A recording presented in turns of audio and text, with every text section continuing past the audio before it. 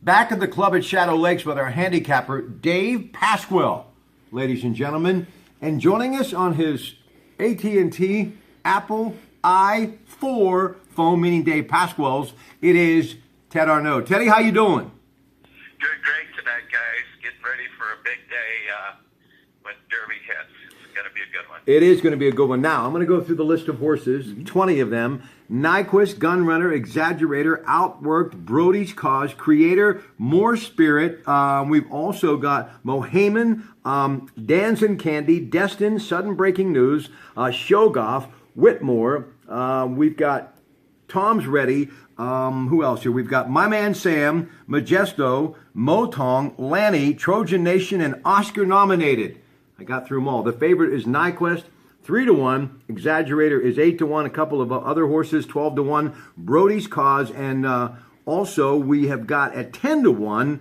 It is Mohaman. So let's talk about these horses early on. We're going to the post. The number one hole is supposed to be the worst. And that is going to be Trojan Nation, who's a maiden, meaning has never won before. And many believe you start out of the gate behind the rails. So from the very beginning, you are at a disadvantage. So let's kind of go over some of the things that I talked about. Dave, will begin with you. And it looks as though a lot of color gray horses in this race, maybe most they've had in a long time at the Kentucky Derby. But we do know that the favorite is Nyquist going off at 3-1. Robbie, good to be with you. Teddy, nice to be with you as well. Yeah, looking forward to Saturday, the first Saturday in May. Always a great, exciting time, and the most exciting 2 minutes in sports, so they say. Looking forward to it. Nyquist is starting out as the favorite in this race at 3-1, followed up by Exaggerator and Mohaman at 8-1 and 10-1, respectively. Nyquist has already beaten both the Exaggerator and Mohaman, and Mohaman was the favorite going into the Florida Derby and was beaten badly by Nyquist. He ended up fourth, and he was a fading fourth. And for that reason, they lost a lot of confidence in him. He actually went off the favorite in the Florida Derby. They've lost confidence in him, but I think you got to throw that race out. I think that horse probably will show up and do a pretty good job. What's your thoughts on that, Teddy? Well, I think he will, but I think Nyquist is just going to be a real strong horse to beat. But you've got some really good trainers involved here, and I think you've got to look at the jockeys and the trainers besides just the horse. I like Creator. I like Asmussen to maybe surprise everybody with a little bit more of a higher odds horse, but I think it's going to be surprised. Nyquist certainly the favorite, but he's going to get stretched at the end. And if he wins, I still think, as we talked last week, there's going to be a lot of noses right around him. Hey, Teddy, let me ask you, there's something Dave and I talked about. This is the first time that any of these horses will ever go a mile and a quarter, a long distance. They're used to a mile and an eighth. How much of a difference is that quarter when you're looking at thoroughbred horse racing? How much harder will these horses and jockeys have to work? Well, it's just like the days when we used to do a 100-yard dash and they stretched it to a 100-meter dash. That extra 10 yards changed a lot of place finishes for sprinters. And these horses are no different. They're used to running that 100-yard dash, if you will, and now all of a sudden you add a little bit more, and it changes them up, and it's up to the trainers and the jockeys to really handle that difference. It may seem subtle, but a Dave can tell you it's not that subtle at all. It's a big difference at the end. Oh, I think it's infinitely more difficult for them. That extra eighth of a mile, going from a mile and an eighth to a mile and a quarter, is they're just, some of these horses just aren't bred for it. Even the ones that are bred for it, that have never done it, when you get to that 1/8 pole, and you still have an eighth to go, these horses are pretty well spent, and it's very difficult for them. Especially. Hey, don't you think that's where the really good jockeys shine, though? I think so. They're used to their horse. They work their horse, and they know that they've got to get that extra 8 mile out of them. That's where a lot of the good jockeys make their money. Well, these little athletes have a clock in their head, I think, and they know exactly, about what time they've already spent and about how much more this horse has to give them.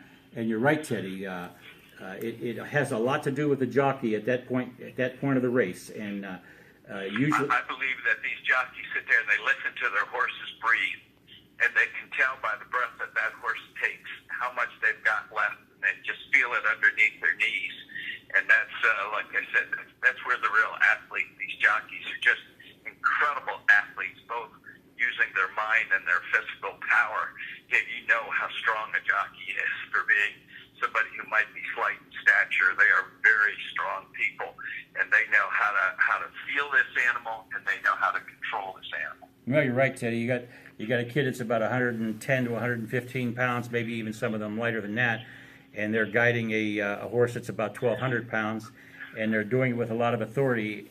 They are great athletes. Listen, everybody would love to have a mint julep at Churchill Downs, but let's give some love. Ted, you're well aware of the good folks at Mountaineer Racetrack and Casino and Presque Isle. They have a big day planned for all of their customers, and really it'll be a great day for the Rivers and Meadows and everyone. It truly is a day that you want to get out and really mingle with people that love the sport of kings, right, Ted?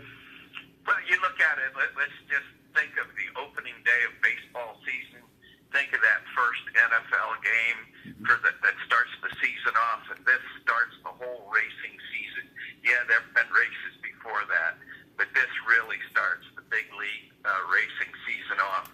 So it's exciting for any race fan going into any one of the tracks in the area, or even one of the OTBs where they get the excitement of being around a lot of people who are betting and feeling about the race as they are. It's always exciting.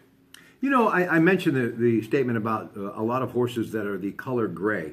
And a lot of people are thinking, what does that have to do with anything? Well, my question is, and I saw that headline today in a national story in my hometown paper, the Beaver Allegheny County Times. So why would anybody be concerned about all of these horses that are the color gray? What's that significance all about, Dave? I am not too much concerned about his color as I am his breeding and his pedigree. These gray horses that are in this race today, there are a couple of them that were sired by Tappet. Tappet's a great horse. And I'm more concerned about the fact that you've got a good mother and father, regardless of what his color is. All right, that sounds good. Now listen, Teddy, before we let you go, Ted Arnell also joining us on the Apple i4 phone, and we're going to talk a little Canelo Alvarez and Amir Khan tomorrow night, and we're hoping that Ted will join us. We're going to be at the Monaca SOI for that one. But let me just ask you, Ted, how do you see this race unfolding, and describe what type of horse, fast start, fast finish, strong in the middle, or all of the above when it comes to the favorite 3-1 right now, talking Nyquist?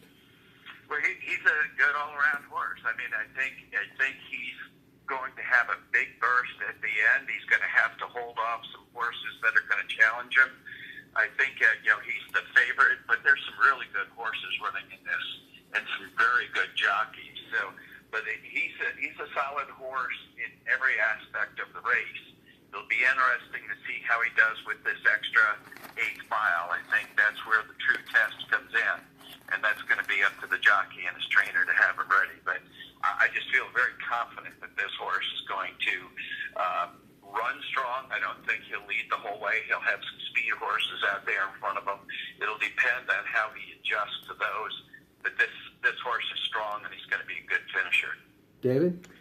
Well, it appears as though this race was set up with Outwork and Dancing Candy setting the pace. They'll be out first.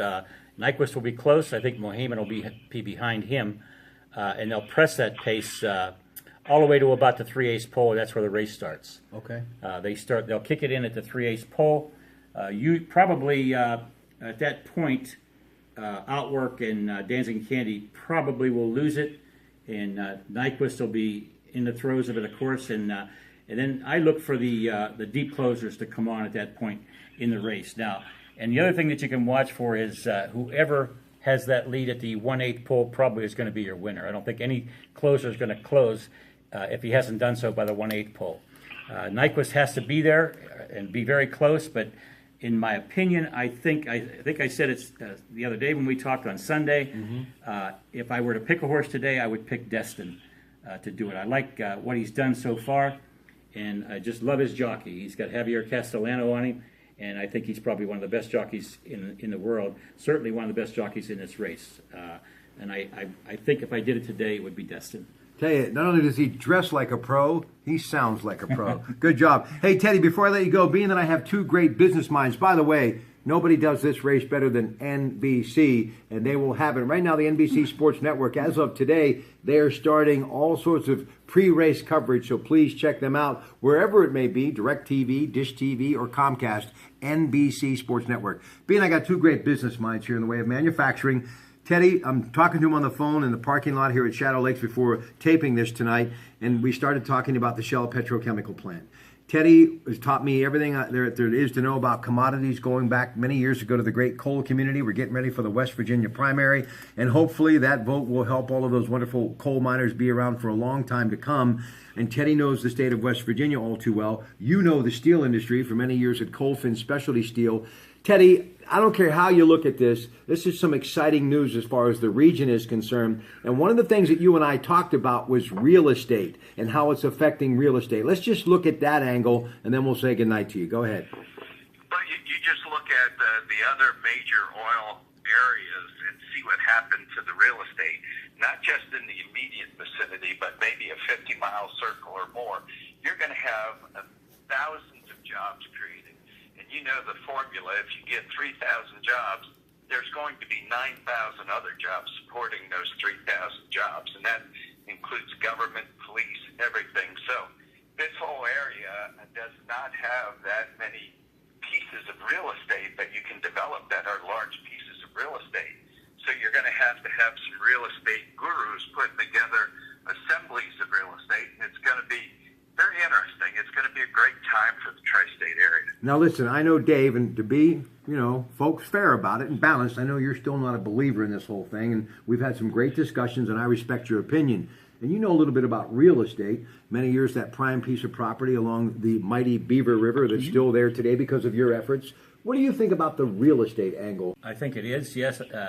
And I think, the more they do at that site of the cracker plant, the more I'm convinced that maybe it will go. They've put enough money into that project, and I certainly hope it does, because it means so much to our valley. We've seen so much offshoring and outsourcing, and we've lost so many jobs. It's about time that we get that turned around. I keep thinking about, talking about outsourcing and offshoring. Ford Motor several years ago built a plant in Camaçari, Brazil, taking off on what Teddy just said about peripheral jobs. Right. They built a plant in Camaçari, Brazil, and they hired 9,000 people to staff this plant. It also supported, within the area, 50,000 jobs. So that's, just expounding on Teddy's point. That's what has the potential to happen in Beaver Valley, too. Dave Pasquale, Ted Arnaud, ladies and gentlemen, thank you for joining us for an extended stay here tonight at the club at Shadow Lakes. And thanks to Doug Saltzman for shooting this video on my Samsung Galaxy S7 AT&T. Say it with me, kids. Rethink possible. Good night.